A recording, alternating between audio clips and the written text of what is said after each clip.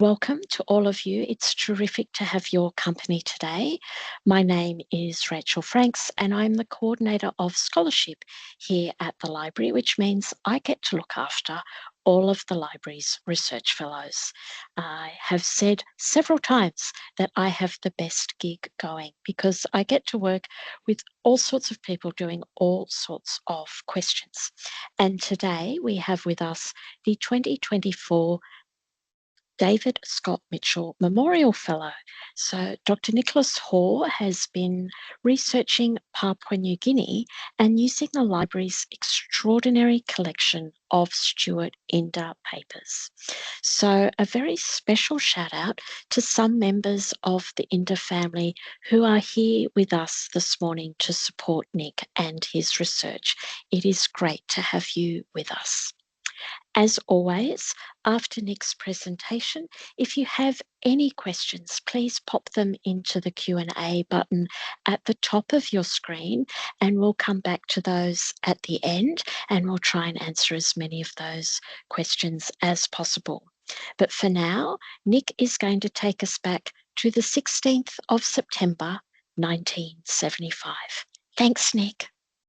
And thank you, Rachel, for that very kind introduction. Good morning, everybody. I hope you can hear me all right. Thanks for coming out today or coming online to listen to this talk. I also want to thank Rachel before I start for her superb management and organisation of the State Library of New South Wales Fellowship Program. It really is a professional ship that she runs, and I highly recommend it to anyone who is online on the call today who is thinking of applying in the future. So I'm speaking today from Ngunnawal in Ngambri country in Canberra, and as such, I also, along with Rachel, pay my heartfelt respects to elders past, present, and acknowledge that sovereignty was never ceded. I think this is important to say, especially when I'm talking about decolonisation in the Pacific, that of course, the decolonisation process here in Australia still has a long way to go. You might see that my title, it's changed just slightly from the one advertised, but I promise that we will get to Papua New Guinea in 1975 if you're patient enough. But what I really wanted to do is start this talk, it is about the Pacific, right? With a scene that doesn't really scream at you the Pacific at all. It's a scene from downtown Sydney, Alberta Street to be exact. Alberta Street is a pretty nondescript kind of alleyway, not all that far from the central station. It was a street I would walk past quite a lot as I was walking to the State Library last year from Central Station after catching a bus from Canberra. And so I'll just take away the titles here if I can, so you can see it a little bit better. And so this is you might see from the caption down below, this is a photo actually of Women's Liberation House, 25 Alberta Street in Sydney. The reason I start with this is because if you have really keen eyes, you can also see up the top, sort of the top of the screen, I'm not sure if you can see my mouse, we have a sign saying the Pacific Highlands Monthly, Power Farming, Baker, a Miller's Journal, Soft Drink Journal, that sounds like a riveting read, and the agents for the Fiji Times.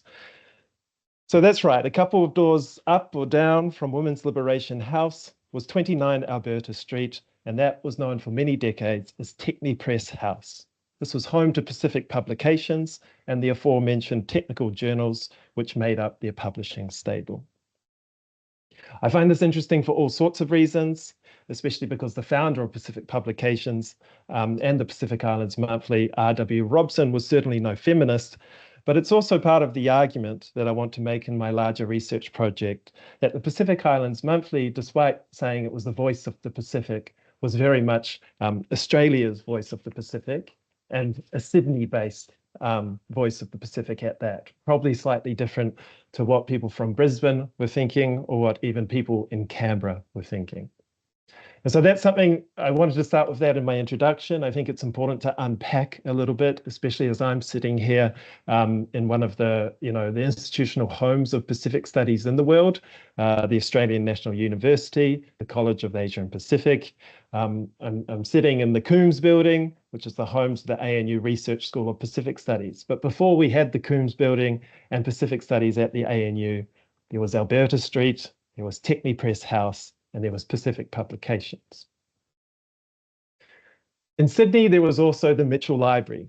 And before I get to the meat of the seminar, I couldn't resist adding a few more words of gratitude to the Mitchell Library that I've come across in the process of doing this research.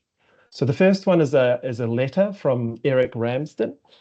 Eric Ramsden was an early amateur Polynesianist. He was also a journalist. He was from New Zealand originally, like me. A lot of these characters they'll be talking about today, Inder is not included, grew up in New Zealand and moved to Australia later.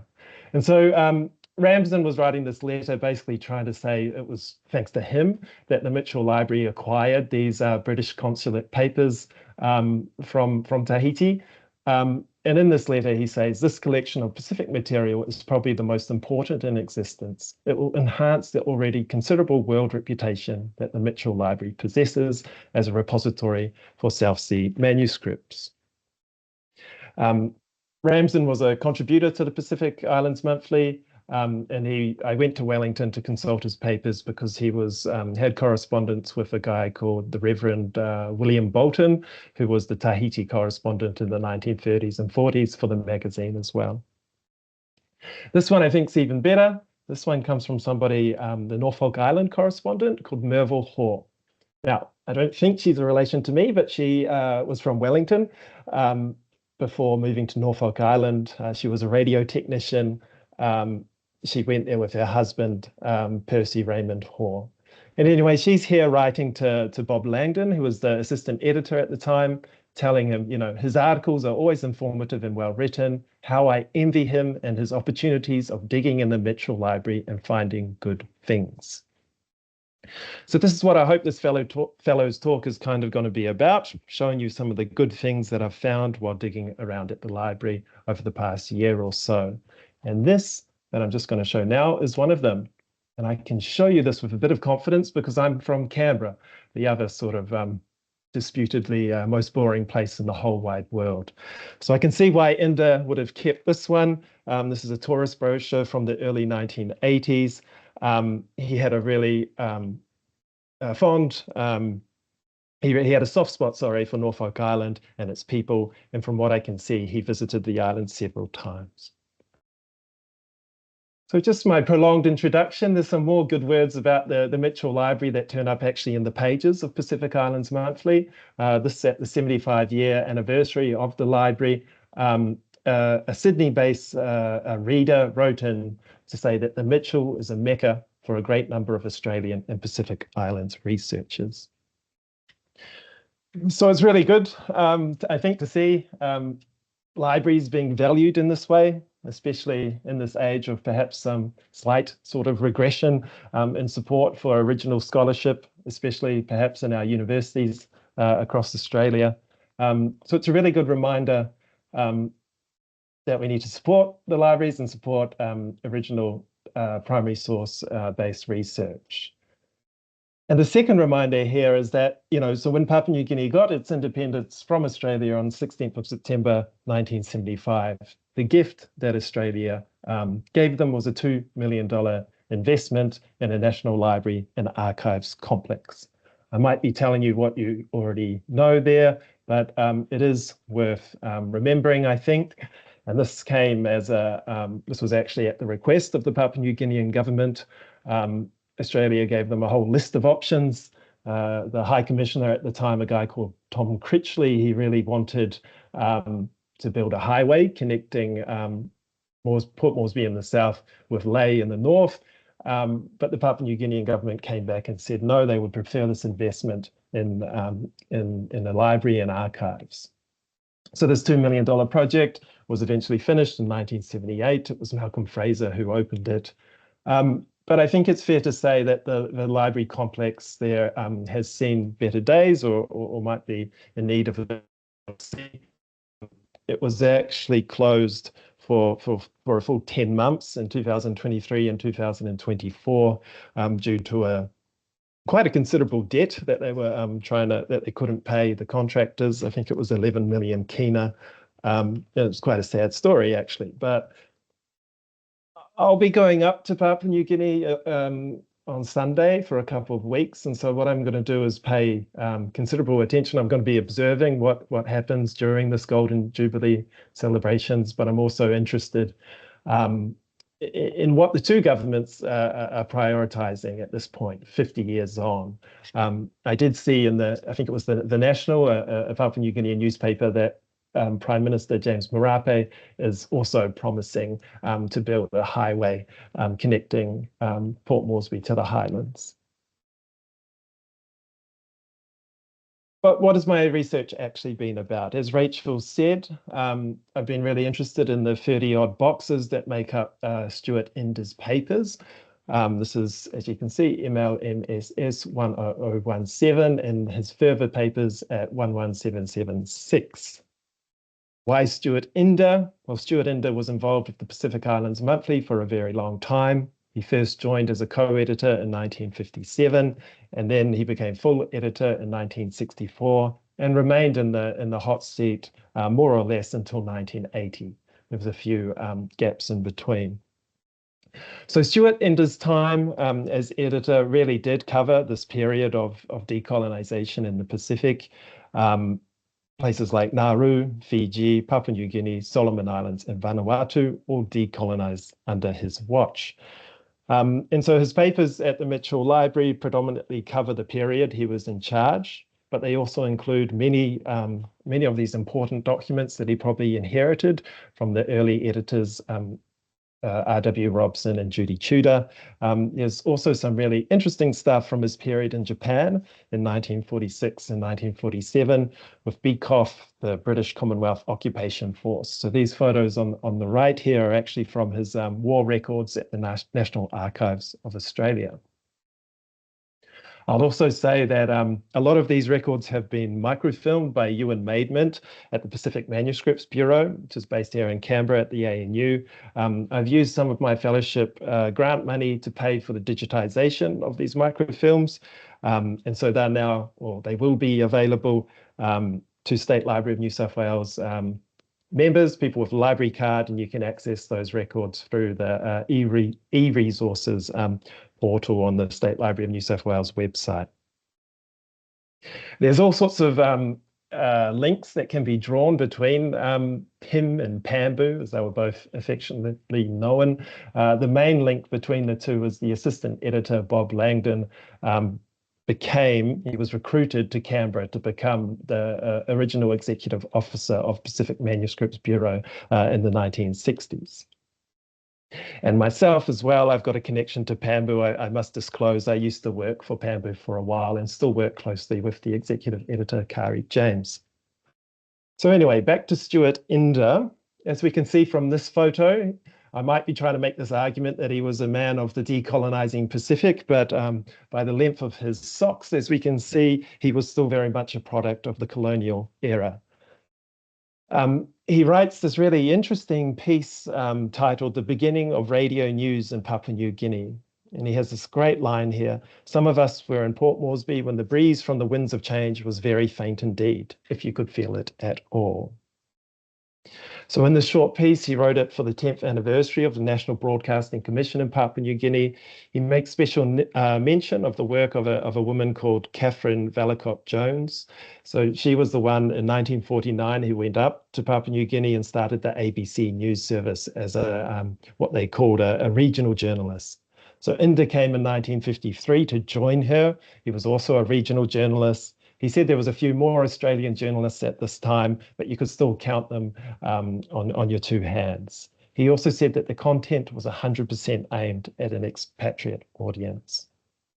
What I find interesting, another one of these good things that you find digging around the Mitchell Library, is that by the time 1975 comes along, the ABC, is producing pamphlets like this, the guide to the pronunciation, the proper pronunciation, I imagine, of Papua New Guinea place names, right? So they've come a long way from the 1950s, or the 1949 to be exact. My research project, I'm hoping, I've been framing this as a book project. It's more like a weekend project at the moment because I keep getting distracted by other things. But basically, I want to turn this short history of the Pacific Islands Monthly magazine, which was written in 2019 by a guy called Bob Lawrence. I want to turn this into a long history of the Pacific Islands Monthly, perhaps something a little bit more academic, but something that still captures that PIM magic that so many people talk about. My work on Stuart Inder, I think this will form a chapter, probably the third chapter after two early chapters about Robson and then his longtime assistant, Judy Tudor. I mean, I couldn't resist, not writing about this history. I've come across quotes like this all the time, people talking about the importance of PIM to Pacific history, the telling of Pacific history. As the history of the Pacific will someday be written, this comes from the 1930s, and as the compiler will certainly use your far-flung PIM for much of his or her information, and really, hoping that the record is corrected. The point is not about it being corrected, but about that even, during the very early days of PIM, people realized how important this would be for telling Pacific history in future generations. And so I've kind of noticed this since PIM was digitized in 2017. It's now available on Trove. A lot more people are using it, especially my students. And I think it's really time that we know a little bit more about the personalities and the people behind this very colorful magazine.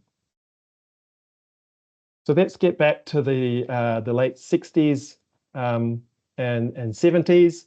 You can tell we're here because of the great sideburns on show in this photo. This is Inder, I think, in Suva.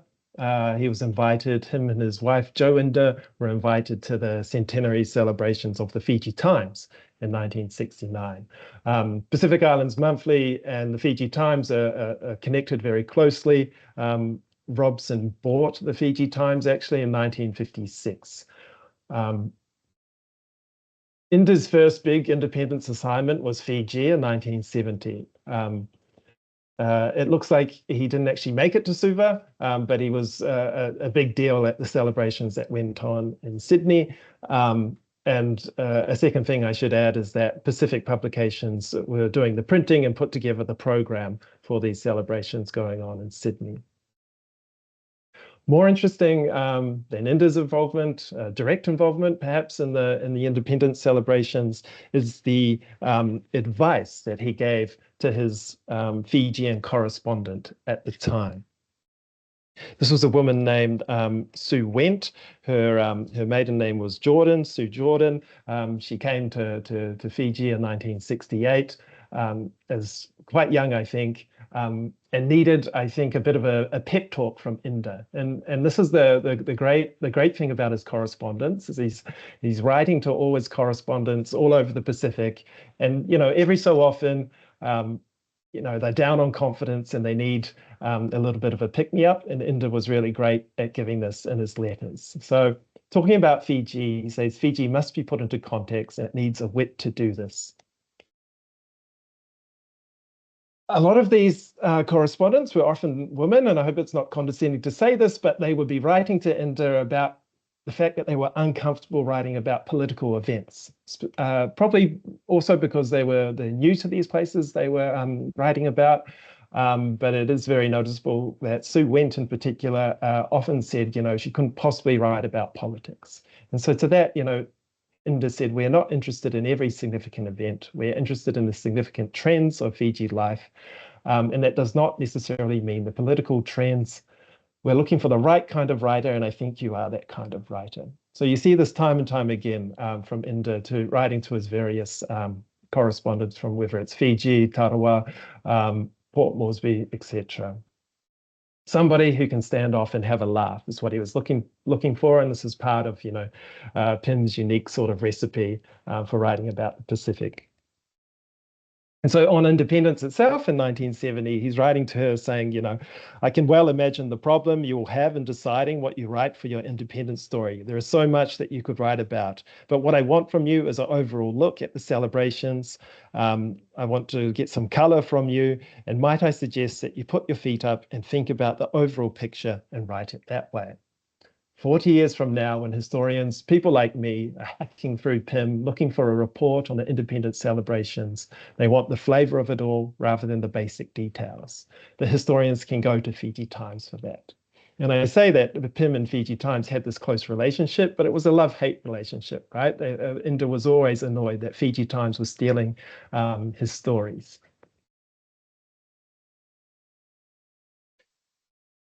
So there are future historians like me hacking away, trying to get a feel for the time and place. Fortunately, we have Inder's records. And I should say the reason why I was bringing up Fiji is that, you know, in 5 years' time, it would be independence in Papua New Guinea. And in so many ways, Fiji sort of set the mold or the template for Australian journalists or the Australian government to follow in 1975. Inder was very aware of the need for the Pacific Islands Monthly to change with the changing tide of opinion, right? So he has this to say in 1971, I think, about an increase in media in the Pacific and that our role has to change. PIM, the way he saw it, is not Time, nor is PIM a feature magazine. One of its strengths is in its unique recipe that somehow manages to reflect all that is a mixture of the South Seas, and it reflects the evolution of South Seas society. That final line here, I think, is really interesting, that we have to get as many stories as possible, which indicate the phasing out of European influence and the rise of, let's say, the non-expatriate populations.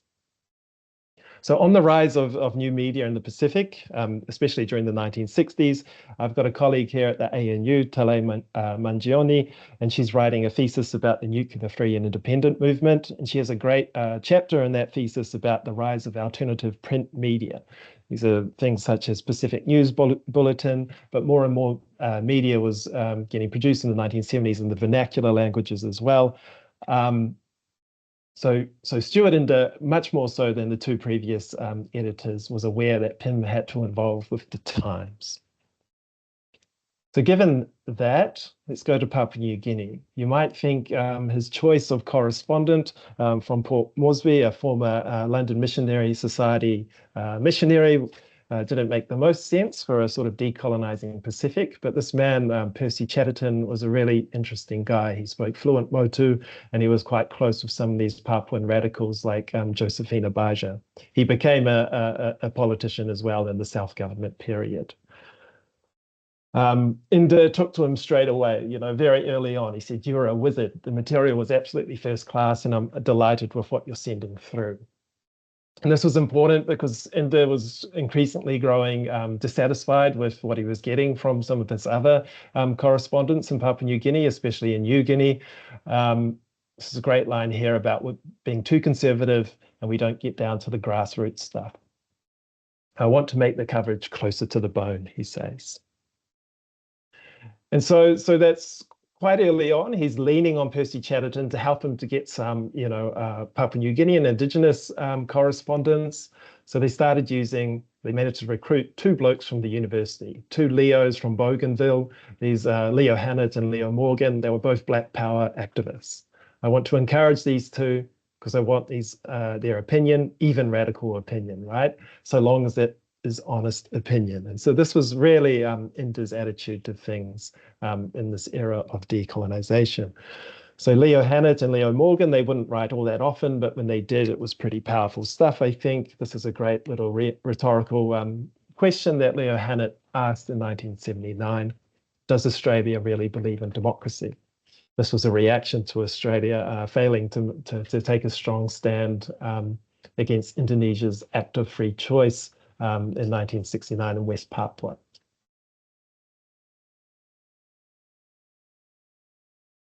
So if we're talking about Papua New Guinea and we're talking about journalists, we can talk about Stuart Inder, we can talk about Percy Chatterton, but we also need to talk about this guy, Inder's mate, Angus Smale, a long-serving Herald and Weekly Times reporter. He spent over 2 decades reporting from Papua New Guinea.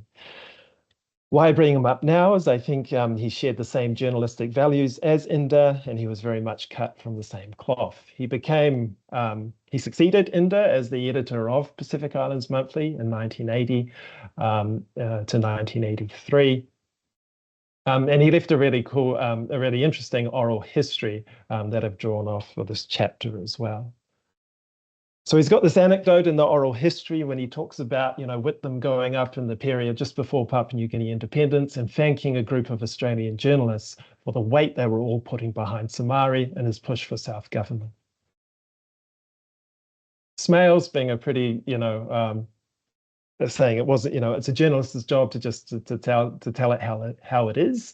Wasn't having a bar of this. He thought it wasn't their place to put their weight behind any politician or party. We just took it as we found it, and it was at this point. It was at this point that Somare, who was in the room, turned to him and said, "Yeah, that's right. You never belonged to the Panku Party, did you, Gus?"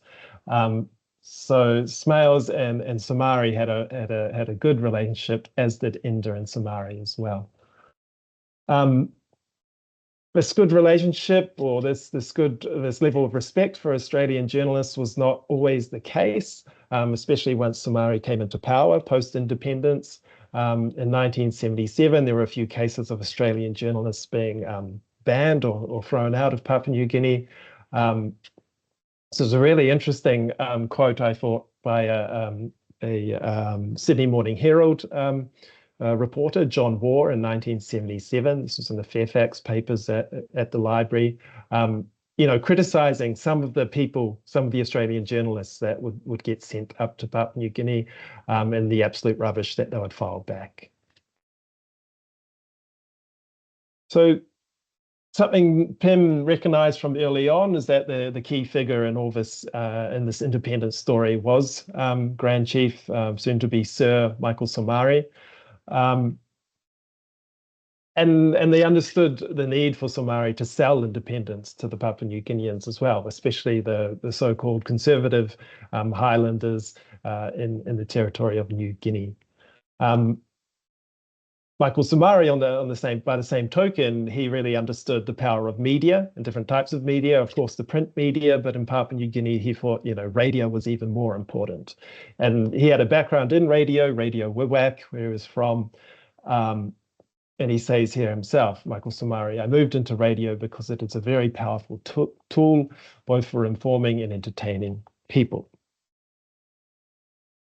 This is a great photo, so Somare, he would use the media to talk to Papua New Guineans, but he would also use the media to talk to Australians. And so this is a photo from 1973 where he's with a group of Australian journalists, including Smales here with the cigarette in his mouth. And again, another example of great things you find in the Mitchell Library. This is a young Somare speaking at the University of Sydney in 1968. This is from Tribune, the communist magazine or newspaper.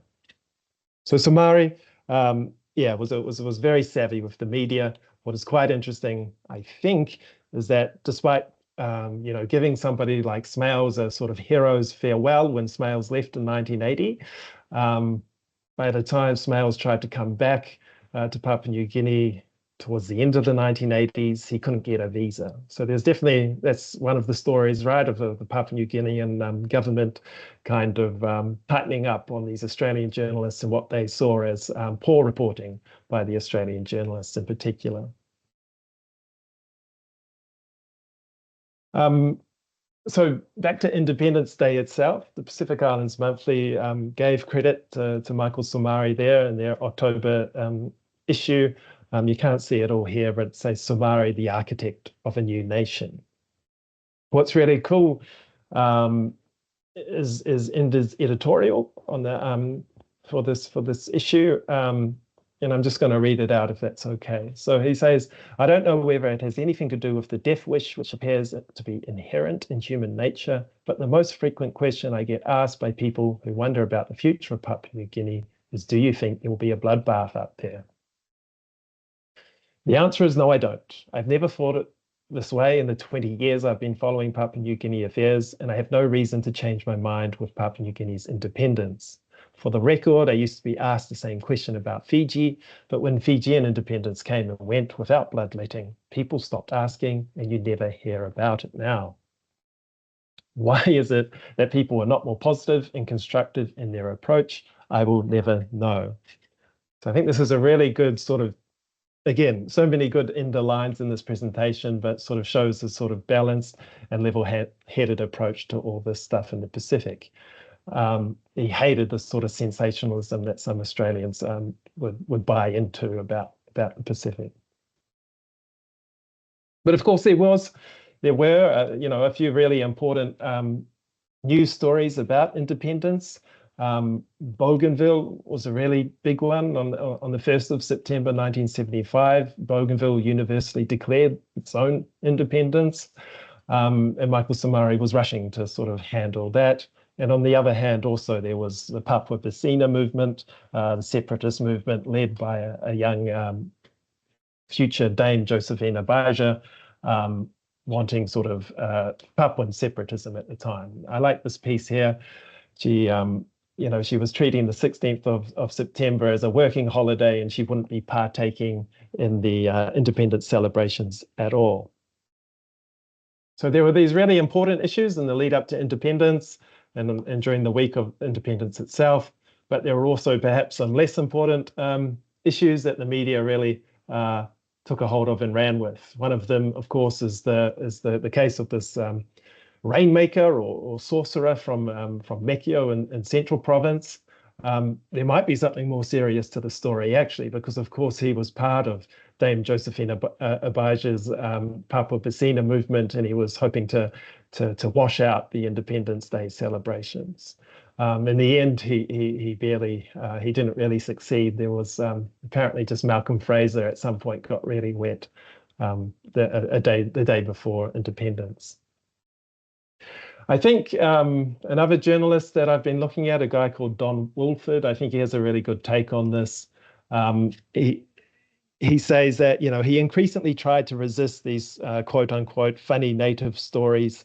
He said you couldn't resist them altogether because they would always get a good run in Australian newspapers, but the funny native stories gave a false impression about what was really important about the place and independence in itself, which is sort of, as I said, the Bougainville issue, Papua, and perhaps Highlands conservatism as well, the need for Sir Michael Somare to sell independence to the entire nation.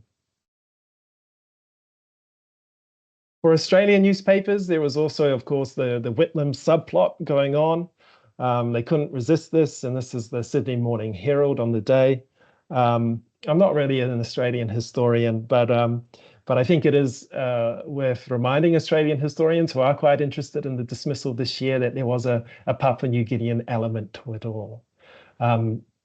This is a good cartoon, and now, Mr. Somare, where do you stand on political asylum? Jenny Hocking goes into this in her book about the Palace Letters. She described it as a tableau of Shakespearean proportions, where all the key players in the dismissal were present at the invitation of the Prime Minister. And so I had a look at the Palace Letters themselves, and it is quite interesting to see Martin Charteris writing to Sir John Kerr, the Governor General, about how much Prince Charles enjoyed talking to him about political things during independence. Pacific Islands Monthly itself didn't seem to get into this all that much. They stayed away from it. They preferred to make light of Prince Charles in other ways. They say here, young admirers of the handsome prince at the Port Moresby festivities, he seemed to have a special eye for the girls. But anyway, it is worth reiterating, I think, that the 16th of September was an important and historic occasion for both Papua New Guinea and Australia. As Whitlam said, Australia will never be free until Papua New Guinea is free. And as the journalist Don Woolford said in his 1976 book, Papua New Guinea Initiation and Independence, independence was celebrated with style, and that Papua New Guinea, as the biggest of the black nations of the Southwest Pacific, was determined that such an event should not go unnoticed by its neighbours. There's a whole lot more that I could probably include here. I could have, but I decided not to. The State Library of New South Wales has copies of the programs for independence in Port Moresby, listing out all the festivities, the speeches, the sports matches that went on for a sort of a 3 or 4 day period. If you're interested in what Prince Charles was up to as well, the National Archives of Australia has a really detailed sort of file about Prince Charles's movements. Um, the thing that I recommend actually is Dennis O'Rourke film, You Me Yet. That was a 1976 film that really captures the flavour of the day as well, and that's available on YouTube. You can also look at these the Bill and Jan Gamage over the poster collection that they have, but also they've taken a lot of, yeah, I would probably call them amateur style sort of snaps of independence. It's a really interesting complement to the more official photos that have been digitized at the National Archives of Australia. Visitors from all over the region came to Port Moresby. Apparently Imelda Marcos from the Philippines was a very popular visitor.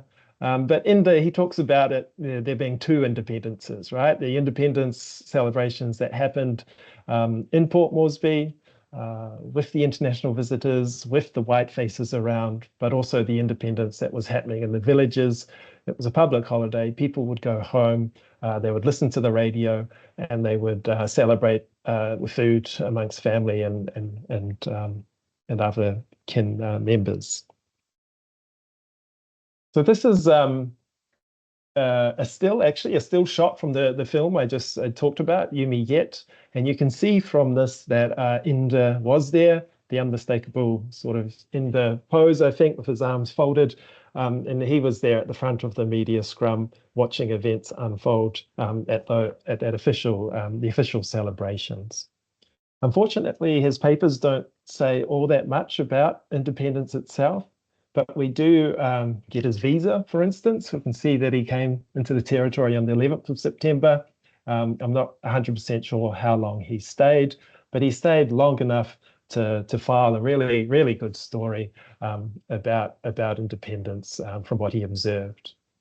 And I think true to form, given his start in the country with radio, he makes this opening introductory comment about it was radio which really took the news of independence to Papua New Guinea on the day. Obviously a very vast and uneven territory. The print media is one thing, but yeah, as I said, the sort of radio was a very important medium. In terms of other Australian media and how they covered the day, the Sydney Morning Herald had a 3-page special on it. Don't know if you can see up here, but it says, that independence passed without a flourish. It was quite interesting, without flourish or fanfare, because I think by contrast, on the Papua New Guinea side, they do really build up just how much effort went into marking this day. It's our day. This was the front page of the Papua New Guinea Post-Courier, which is their national newspaper. Throughout the newspaper on this day, there would also be advertisements from Australian and local companies congratulating Papua New Guinea on their day or on their great day, as this one shows from Qantas. There's your standard sort of commemorative coins. A 100 kina coin was released with Sir Michael Somari's head on it, but also reminding us it was the 1970s. The tobacco industry got into the day as well. They had these commemorative medallions in the Papua New Guinea colours of red, black, and yellow. So the academic debate about independence in Papua New Guinea has always been about whether Australia adequately prepared Papua New Guinea for independence or not. Personally, I prefer Inder's way of thinking about things. I also prefer Somari's way of thinking about things, that if independence had not come when it did on the 16th, there was a risk, not necessarily of bloodshed or bloodletting, but of further separatism, seeping into the nation, taking hold.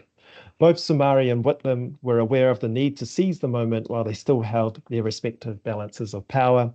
however delicate it was for both these men. Given its size and proximity to Australia, Papua New Guinea's independence tends to overshadow some of the others that occurred over the rest of the decade.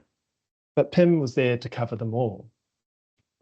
So the Pacific Islands Monthly also covered Solomon Islands' big day, which came in July 1978. They then covered Vanuatu's sort of more turbulent independence from Britain and France in 1980. We'll see here that it was Angus Smales who was doing the reporting and not Stuart Inder. By this point, Stuart Inder was only really the editor of the magazine in all but name. He was progressively kind of, sorry, not in all but name, but he was only the name, but he was progressively handing over duties to other people like Angus Smales. In 1977, he actually suffered a heart attack driving on his way to work in downtown Sydney. The main thing Inder wanted to do, it seems to me, is hold on until the 50th anniversary of Pacific Islands Monthly that was being celebrated in August 1980. So we're talking about the pomp of Independence Day in Papua New Guinea. We're wondering about the pomp of 50 years later in Port Moresby today. But, 50 years of Pacific Islands Monthly was definitely celebrated with style as well. I haven't included it, but there are examples, copies of the menu that was served that night. This was at the Royal Motor Yacht Club at Point Piper. The menu for the night included Pacific-style raw fish, roast pork, tropical fruit salad, New Guinea coffee, and Australian wines. All those things together are kind of, reflective of, I think, Pym's unique recipe. And I like this photo here. I think Inder was the MC on the night, and he's here with this sort of 3 generations of Pym editors. This is the founder, Robbie Robson, R.W. Robson, and this is the longtime assistant editor, Judy Tudor, also pictured in the photo. So in many ways, it was a fitting end, I think, for Stuart Inder retiring in 1980. He was the intermediary between the old and the new. He kept Pym's unique recipe, but he added to it. And so this sort of idea that Pym has the reputation of being honest and lacking in BS, and that it's not changing. So he was often getting letters from old style readers worried that Pym was changing, and he made sure that no, he held on to that. He was tutored or he was mentored after all by people like Judy Tudor and R.W. Robson. But as I say, he was sort of aware and alert to the changing. The winds of change, as Harold Macmillan called them. So it's very fitting, I think, that, Vanuatu independence, which many people say is one of the, there's still Pacific territories yet to be decolonized, but it was one of the last major territories to gain their independence in 1980, and very soon after, Inder retires. He was also in charge of the magazine in the 1970s, where I think it was really at its height. It's not at all Gus Smales' fault, but in the 1980s, I think, the trajectory of Pym starts going downwards a little bit till 1987, where Rupert Murdoch and News Corp purchase the Herald and Weekly Times, along with Pacific Publications. They progressively, Murdoch does what Murdoch does. He's not investing in the magazine anywhere near as much as he should be. And without that sort of great commitment by people like Inder, the Pym recipe cannot continue. This is the subject of some of the later chapters of the book that I haven't written yet, but Murdoch also makes the decision to move the magazine from downtown Sydney to Fiji in 1990. So Inder's legacy is large, but I don't think it is as large as it should be, right? And that's because there's no book about him. Robert Kist was the head of the University of Hawaii's Center for Pacific Island Studies for over 20 years. And he had this to say about Inder. If you have ever met Inder, you know he is one of the great characters who ever haunted the Pacific. He talked about his great sense of humor, And he brought him over to Hawaii, Honolulu, to start writing, his recollections, his memoirs. Kest also said, in this time, India made copious notes, but never managed to write a single paragraph. I have seen him write a solid article in short order while under the influence, but a book was another thing.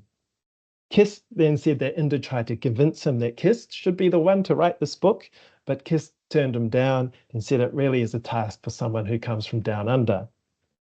So I think thanks to the existence of Inder's papers at the State Library of New South Wales, I think it is finally possible to put a book together of the type that these two great men were envisioning. There are heaps of goodies in Inder's papers. I think Kist was being unfair. I think Inder definitely wrote more than a paragraph about his life. There's a lot of drafts in there waiting to go. Inder also writes a lot in speech notes and things like that.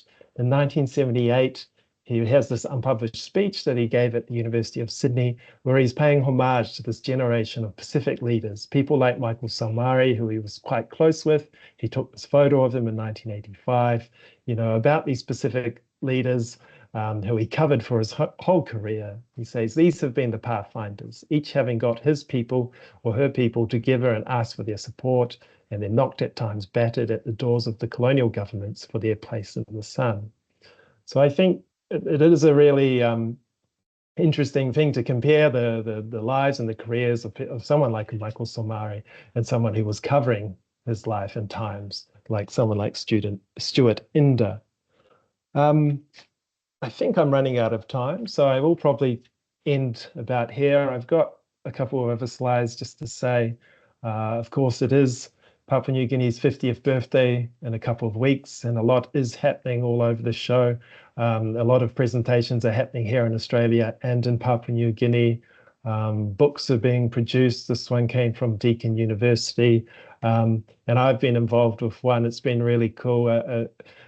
Towards a Papua New Guinea Dictionary of Biography, Volume 1. I've been working with a couple of Papua New Guinean colleagues on that, and that's why I'm going up to Papua New Guinea next week to launch that soon.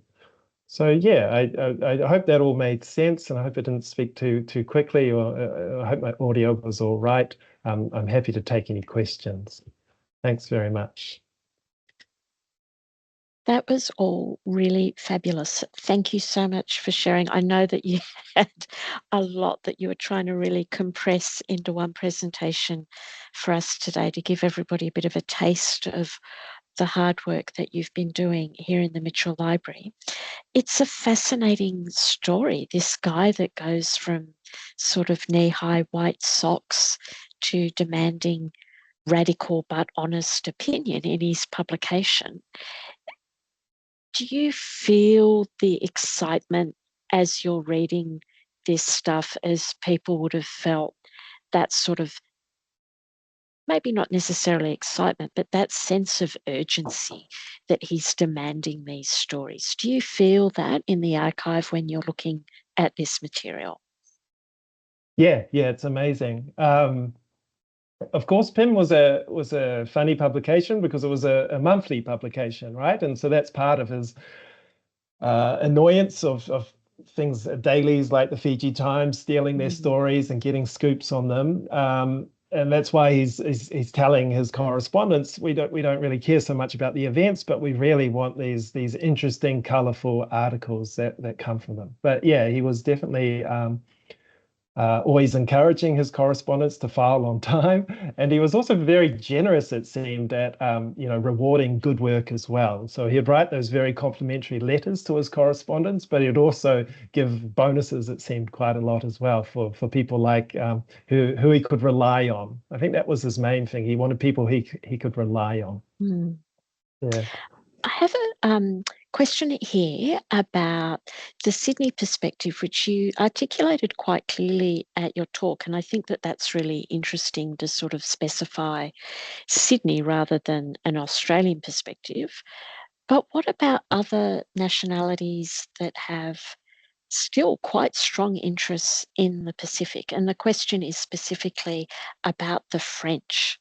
And have you come across any of that sort of material in your research? Yeah, that's a really good question. I think the Pacific Islands Monthly was quite unique in that it definitely um, included the French Pacific within its orbit. For quite a lot of time, the North Pacific was outside its interest. They said that could be covered by American publications, but they were always Oh, very, interesting. yeah, but they were interested in covering the French Pacific.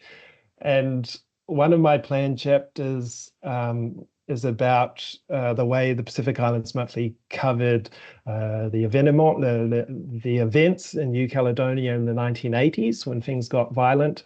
And yeah, there was an Australian journalist called Helen Fraser who was working for PIM who went over at the time, and she was treated pretty poorly by the French, I have to say, and Pim and people like Inder and others were supporting her there. Yeah, it is interesting. They always had a Tahiti correspondent, but from what I can tell, the Tahiti correspondent was never a Frenchman. It was always a sort of Anglophone expat who was over there. But that's why they had a different perspective from the French sort of government Mm. perspective. Yeah. I have a question for you now that's more about the craft of biography, which can be quite different from other types of historical writing and research. With this sort of demand almost for this book, which you are now writing on Inder, that you've come across in the archive, does that sort of give you permission or a freedom to write and really tell this story enthusiastically, warts and all? Or do you feel a little bit of pressure from the archive in this sort of, request that someone write this book? Good question. And I'm very conscious that family members of Stuart Inder are online, and I'm also very conscious, and perhaps a mea culpa, that I haven't been in touch already. But I was hoping that this talk would be a way in, perhaps, to the family. Um, and this is a good question because I think less so for Inder, who I'm sort of putting up as a bit of a hero in the story, but the two earlier editors, R.W. Robson and Judy Tudor, who are both formidable figures in their own right, but definitely more of that, less fashionable sort of colonial era type people. Judy Tudor, she dedicated her book to all the empire builders in the Pacific. And so, yeah, with both of them, I have to be careful. But as with all, I think biographical writing, once you get to even well you get to understand all the characters, right, when you get to see their thinking and their letters and their correspondence, and even if you might not agree with them politically, you can understand where they're coming from. And so that's like what I hope I'm trying to do in this book. I am thinking each chapter will take a sort of a different biographical focus by focusing on either an editor or a correspondent. Yeah. And Nick's email address is on your screen now. So if you would like to talk to him about his work, if you have any other questions, if you would like to get in touch just to chat and give your own views, a special invitation, I think, to anybody, not just the family members of Inder, but anybody who had a close connection to this magazine that really was so important for so many years. A question now specifically about the collection, and you highlighted the vast holdings here in the State Library of New South Wales that document the Pacific and very many aspects of it. But you also spoke quite specifically about some of the journalism histories that are, say, for example, in the Fairfax archive rather than in these Stuart Inder papers. Were there any highlights for you in other collections that really surprised you, that you thought, this is fantastic, this is such an important contribution to the work that I'm doing? Yeah, thanks for that question.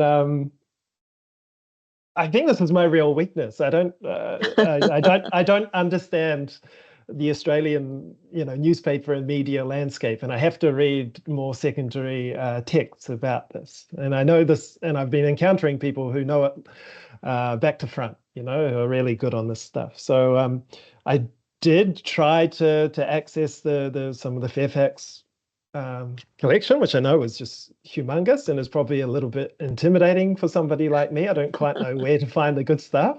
I tried with keyword searching around Port Moresby, things like this, and I was a little bit disappointed that I didn't get more. But I'm sure there is some good stuff. Gavin Suter, of course, is the great historian of a lot of these newspapers, and he has this interest in Papua New Guinea as well. So I have to somehow explore his work and his records a bit more if it's possible. Yeah, I'll just make a plug for one other collection that I really enjoyed, and that's a woman called Nancy Phelan.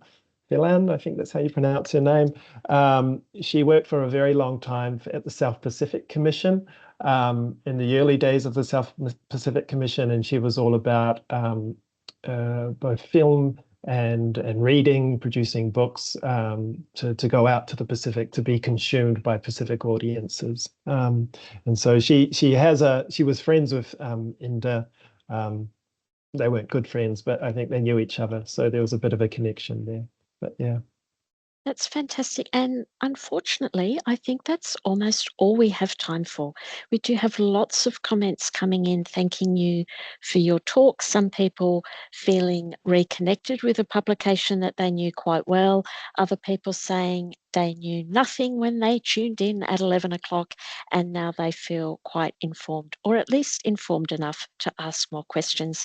And a few really lovely comments congratulating you on your work about the Dictionary of Biography that you're going to go up north to launch in a couple of weeks, and how that shows that you're not just a historian who's doing everything comfortably from Canberra. I'm not sure how boring Canberra is, I won't go that far, but the fact that you are actually quite collaborative in your research and wanting to make a difference, that has really come through for a lot of people today. So thank you for that. And for everybody who is here, please join us next time. We'll be back for another Fellows Findings on the 7th of October at 11 a.m. when Dr. Liz Giuffre will be talking about publications, but something very different. She's going to be talking about the unique story of Sydney's street press, all hand-printed stuff about the music scene and the role of women. She'll be telling that story for the first time. So I do hope that you can join us then, and otherwise I will see you online or on site here at the library soon, I hope. Stay curious, everyone. Thanks, Nick. Thanks, Rachel.